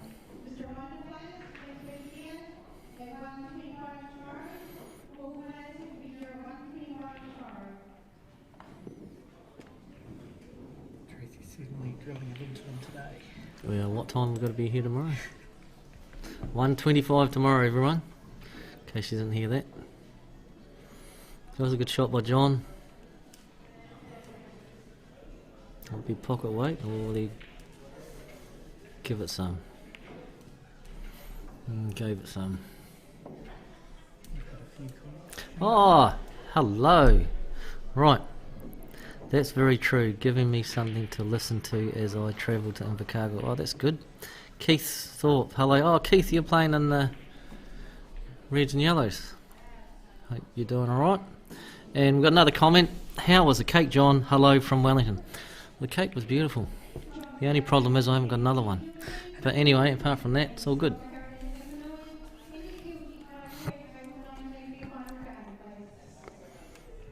So in the meantime, whose hand's that? Is that John Gower's hand?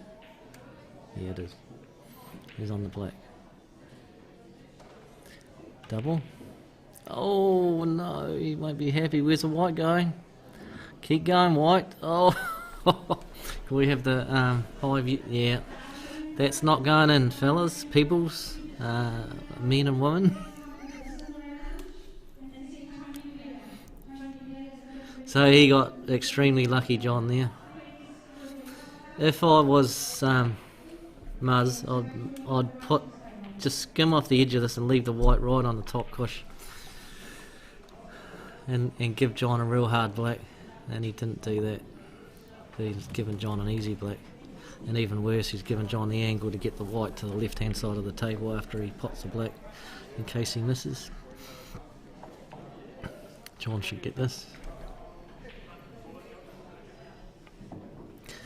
And this time he slow rolls it. Oh yeah, okay, fair enough. Good shot, 1-1, needed that. And what's happening in the other game? Oh my goodness, we've got the same tied up black that we had in the previous frame on the other table.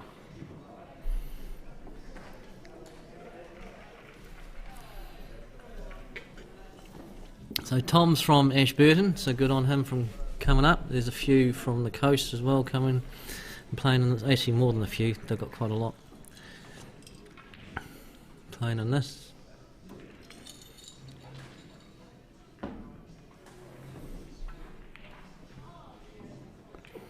That was an unlucky shot, that.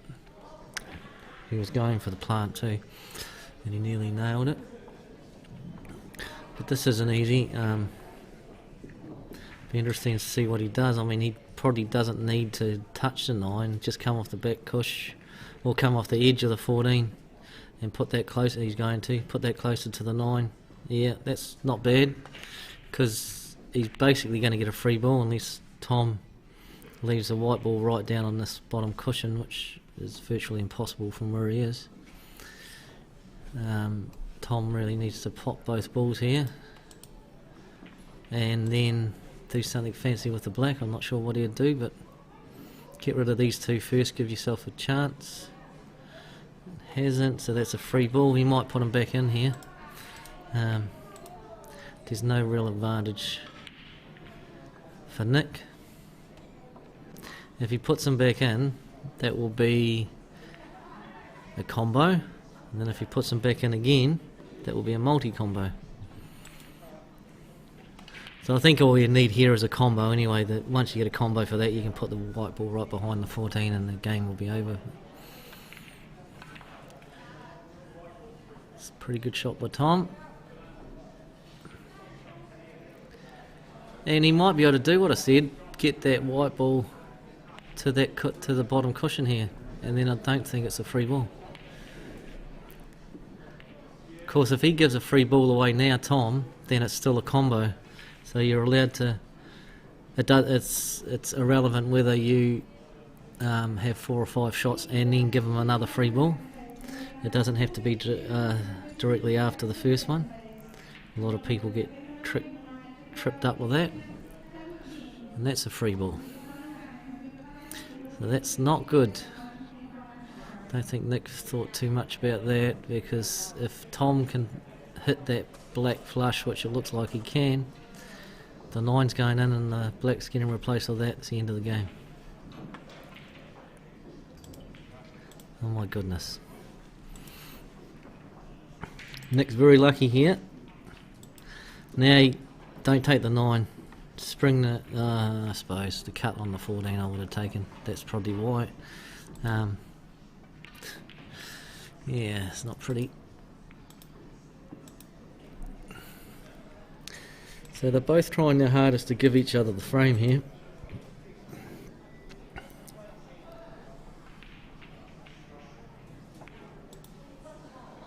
That's a pretty good shot, Tom. He was going for the middle there. He was unlucky not to get it, but it was a good effort. I hear footsteps. That's a great shot, Nick.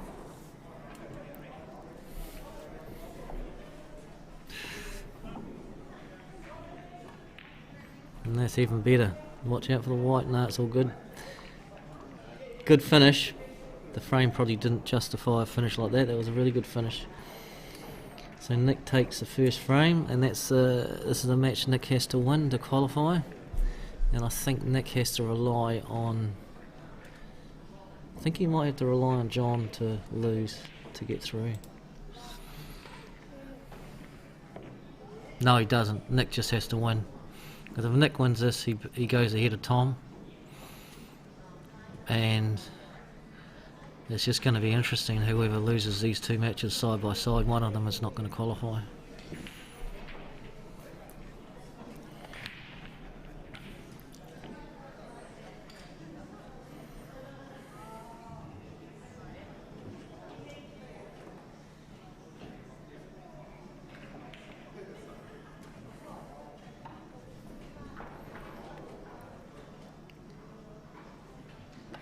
So we'll watch a white game, this frame on the right hand side.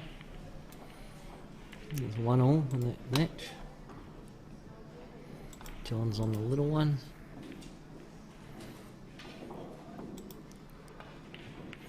It's a good shot, he broke out, he wanted to do that, to break into that bunch.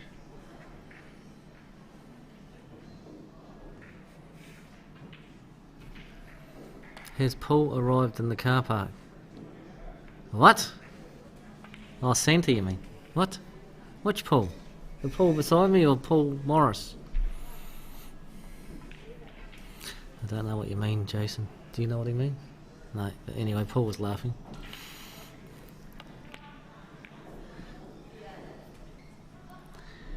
Did John... Oh, John missed that one.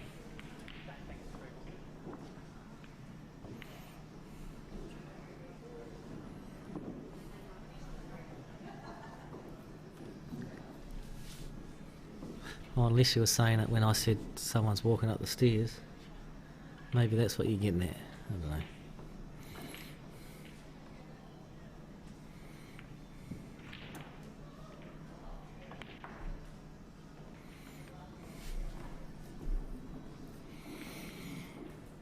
know. Everything's getting a bit tense in these 2 games because no one wants to give away any frames here because they all know how critical they are. Isn't it funny that at the start of the day everyone's sort of got their arm loose and that sort of thing, but when it comes down to the nitty gritty and it's going to be whether you qualify or not, everything gets a little bit tense and the frames get a little bit messy. Jostling for position. But this is an ugly table down here on the right hand side. And if Muzz can put that 3 in there, 5 sorry, in over the pocket, then he'll take control of the frame. He just doesn't want to pot it, that's all. I think he can get it in, and if he can't get it direct, he can go off the 15, and he hasn't. I don't understand that one bit, to be honest. Surely his move there was to put the ball over the pocket. And now John will just do that. Oh, hang on. What's he doing? I'm confused. Are you confused, Paul? He just took the 3. Muzz took the 5. Help. Yeah, so you were right. You said you heard footsteps.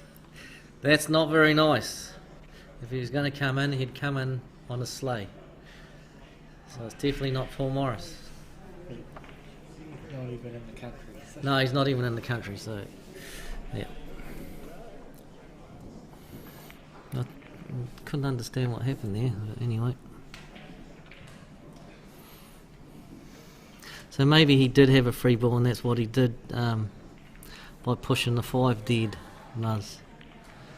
But anyhow, it's a good shot by John.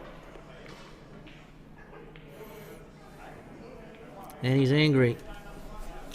I don't know whether you saw on the stream when I was playing Des, but Des 8-balled me, so when he was racking up, I went up behind him and I pulled my cue back. I was going to whack him in the legs, teach him a lesson.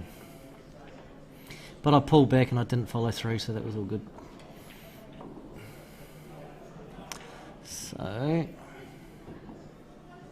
it's a combo, alright.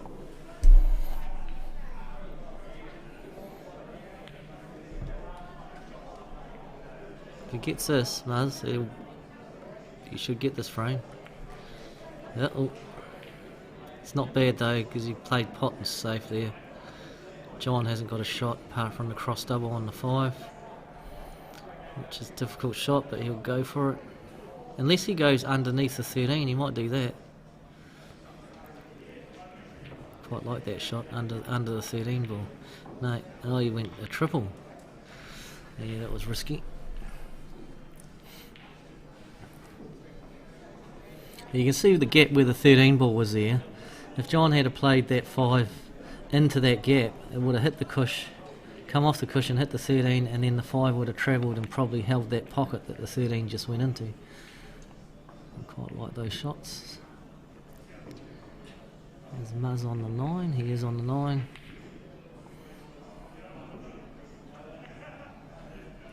Don't like slow rolling it, but he had to really, and that's a good shot. This is just pot this ball because your white ball's coming up for the black in the middle. Nice. Apart from being on the cush, which no one wants to be on the cush, but he should get this, and he's got the insurance too that if he doesn't get it, the 5's not on. And he didn't get it, and the 5's not on. But the black's in a terrible spot now. So John's got time here. John can just spring his ball out. And he probably wants to leave the white ball on the cushion up the table, because if he brings the white ball out a bit, then he gives Muzz a chance for a cross double. Is he cutting this? This is difficult. Oh, I see. Yeah, that's good. Oh my god, that's unlucky. Yeah, he won't be happy with that. That was the shot I was talking about. That, and the reverse doubles, I believe, are easier than natural doubles. I love these shots. Virtually can't miss them. Okay, you missed it. I'll shut up there. Good white though. I'll be interested. John might just play safe here. Get his ball out and leave the white basically in the D area.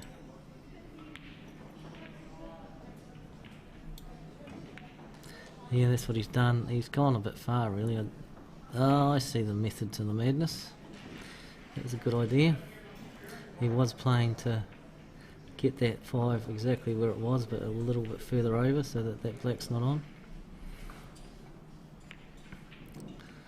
And hello. Is that a free ball? Looks like it is. If it's not a free ball, it's a good shot.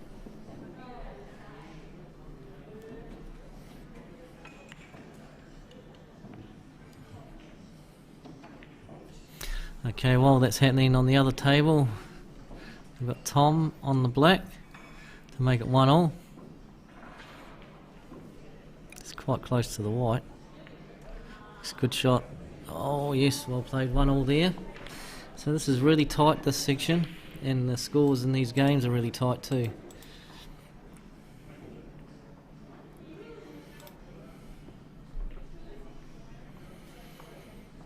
I don't know whether he's got a free ball or not, but if he had a free ball he probably would have played it by now, and he hasn't got one, so across the table he's got to play this at the right weight, because the 5 could spring out and he might give a free ball away. So there's a free ball, but that's not bad. It's not bad at all, because I don't think he can pot that 5. Maybe if he went off the black, but that's, you have to hit that really soft. Oh my god, I don't understand that either, because he had a free ball there. He mustn't have called it, maybe, but he sold the farm a bit. John will be happy.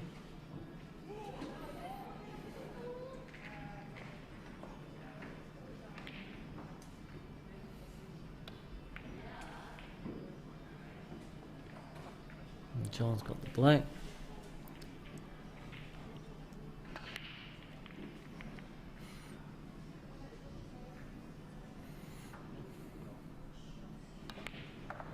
Great shot. 2-1, he needed that. He'll be pleased. He goes up 2-1. Yep.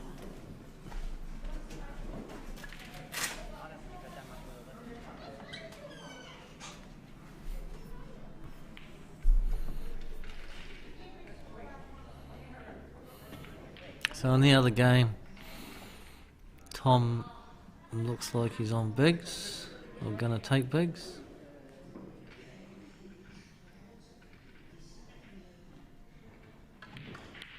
There you go. Would he get 2? No, but that's pretty good. Is he gonna? He might play the plant, the 13 onto the 9. He can play the 14. Yeah, 14's better. Not 14, sorry, 12. What am I talking about? 12 and then 14. No, I pushed a bit through a bit too much there. Is the 9 on? No, the 9's not on, so that was a bit of a mistake by Tom. You can make up for it if he hangs this ball over the pocket or gets it. If he gets it, he hasn't really got much after that. And he didn't hang it either, so Nick's on the littles. Not much on. I mean, he hasn't got anything down this end, so that's the right shot he's just played, but he hasn't executed it.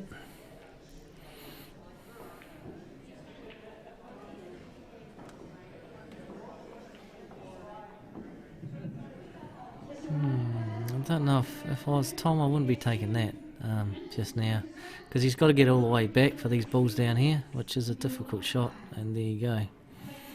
He could have mopped down a few down here, a few of these balls down here. There were plenty of them on. He could have got rid of all of them and taken that ball further down the track, and that could have been a get out of jail card ball as well, because he would have always been on it. But giving away a free ball. Nick's got a bit of work to do. Nick's play would be to try and get that 4 over the 10 pocket. If he doesn't get the clearance, he might. No, I didn't see the 2 ball there. He's got the 2, which is a difficult ball. It's unlucky. It's a good result. Well, maybe not. The 13 onto the 9, but that's still, there's a hard plant, because that 9 isn't completely over the pocket.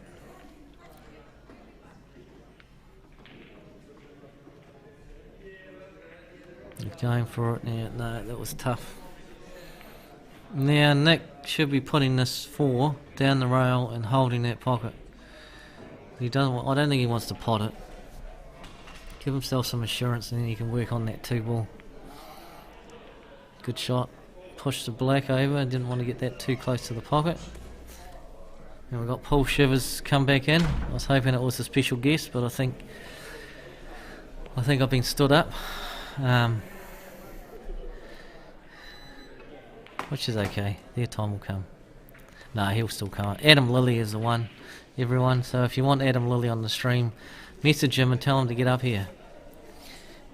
He was last seen holding a baby. No, he was last seen holding a bottle of beer. Oh, okay. He's exchanged the baby for a bottle of beer. Just as long as you're not feeding the baby beer, then we'll be alright. If he has too many beers, he'll turn into a baby. But anyhow.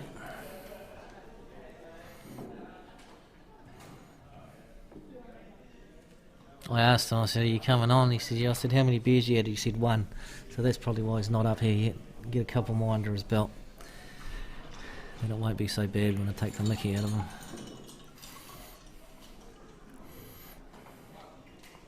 Or vice versa. Probably vice versa.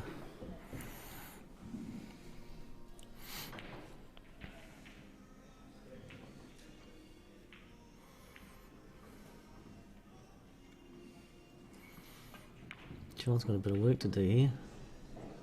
I think I've changed games here with I'm looking at John's because that's nearly finished.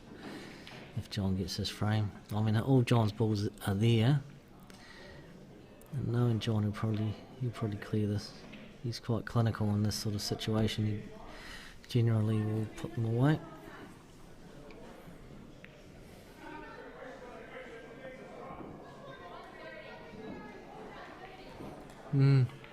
He would love to take the 2 or the 4, but it's just the bridging that's the problem. And he's going to go back to it, so yeah. Then once you get rid of one of them, then the clearance is simple. It's not there, it's a good shot. The key to that was just potting the ball. Didn't really matter where the 4 went. We've come up table for the 7 here, nice. Well, he might take the 7. No, he'll take the 7 last. Well, he should take the 7 last because it links to the black, and he's going to. So it just can just be a stop shot, or just screw back a little bit.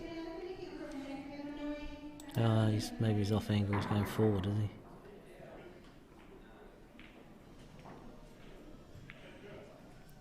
he? Come off rails. That's a good shot, John. Yeah, very good shot there. Used two rails. He must have been just a little bit off angle. But he's about perfect. He just wants to roll this through so the black is actually straight.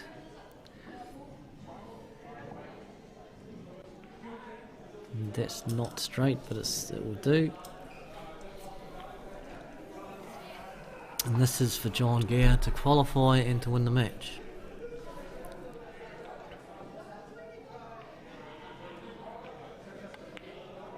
And he's done it, and he'll be wrapped with that.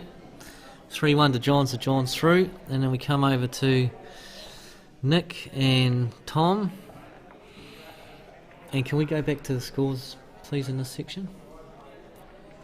We've got Tom now 2-1 up. Yep. Paul's just gone downstairs and got a piece of cake. Nice cake here at Cashmere. Okay, here we go. John Gower has qualified. Muzz was on 25.82. He gets 1.21, so that goes to 26, basically 27. 27. Jeez, it's going to be close because Nick's on 19.1.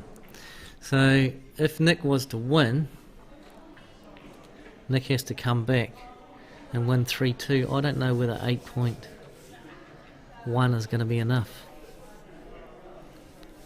So Muzz might have got through without a calculator, and I'm not going to try and add it up because I'm not that intelligent. But I think Maru Aubry has snuck in, and I don't think Nick can pip him. Will I be right? I'm probably wrong. No, I think I'm wrong.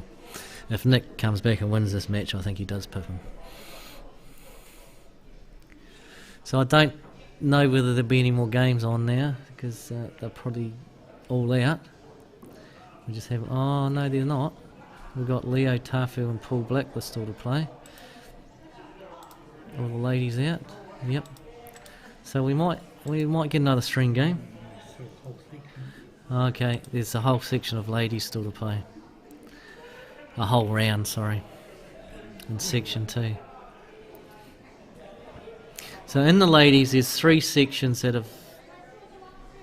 are on their last game, and all the games are out. In section 2, all the games are out in round 4, so there's still another round to go after that. So they're getting their money's worth.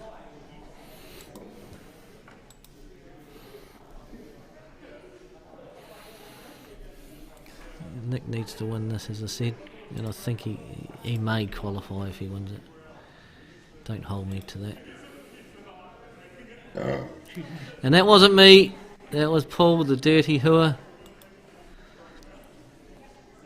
I told him not to have any cakes and to give them to me, but no, he had to do it. Do you not have any Coke to wash it down with, Paul? Coke? You have got Coke? Oh, he's right, you didn't get the can. Yuck. Tap Coke.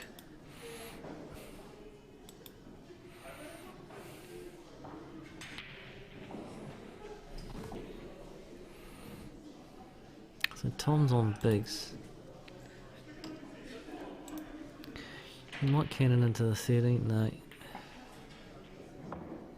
Yeah, I was going to say that's not bad, but it is really because the 5's on.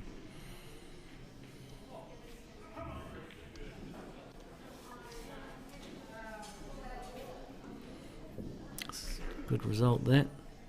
Just touch this in and you'll be on the 7. Someone's ringing me. Shirley. Hello.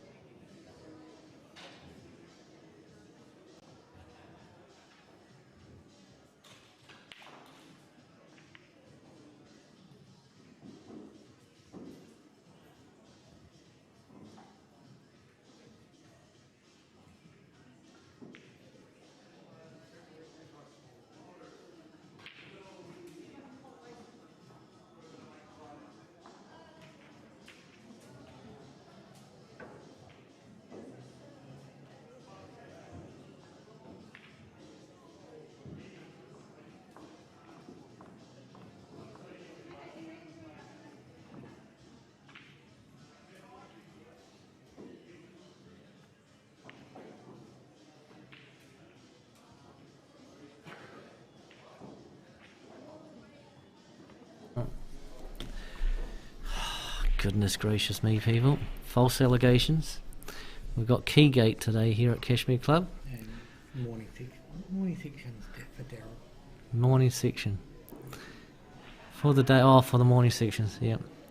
So at the end of today, I decided I was going to bring a change of clothes. I went and got the key out of Shirley's handbag. Of course, when you go looking for a key in a woman's handbag, and it might be your partner's handbag, they always tend to put it in the place that you don't look for until last. So after undoing about 5 or 6 zip compartments of the handbag, I found it, and I went outside and got changed. And then I came back out and I put the key in the handbag, and Shirley's just rung me up and said, "You silly bugger, you've taken the key upstairs, haven't you?" I said, "No, I put it back in the handbag." She said, "I can't find it." So anyway, she's down there trying to have a look in all the compartments that she has in this handbag of hers to find the keys. Bit of useless information for the day, but anyway. She may well be up here to commentate too. Beauty and the Beast.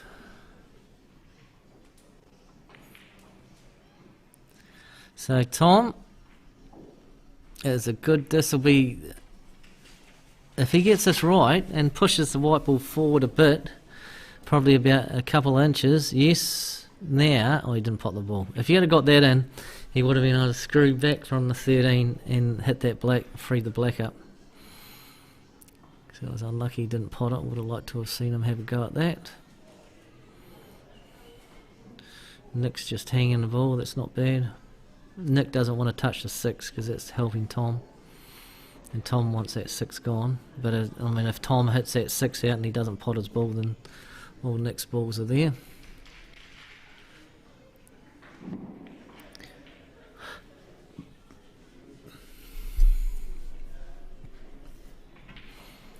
So, what's Nick going to do?